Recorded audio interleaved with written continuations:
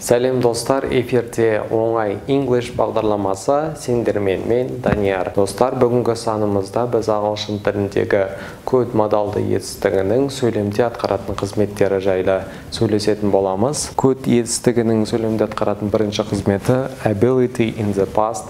Өткен шақта мүмкін болған бір адамның қабілеті туралы айтқан кезде I could draw when I was a child. Мен бала кезінде сурет сала алғанмын. Екінші қызметі polite request. Бір адам екінші бір адамға сыпайы түрде өтініш жасаған кезде қолданады. Could you tell me the time?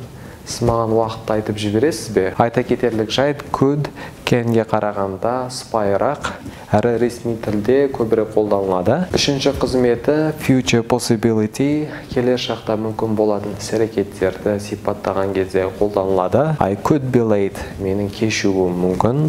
Could өткен шақты білдіретін етістік формасы болса да, келер шаққа қатысты қолданылатын кезі де бар. Ол future possibility. Яғни келер шақта мүмкін болатын іс-әрекеттерді сипаттаған кезде. Достар, бүгіндікке осы. Келесі санымызда біз ағылшын тіліндегі басқа да модалды етістіктердің атқаратын қызметтері жайлы сөз қозғайтын боламыз. Бізбен бірге болыңыздар, ендеше.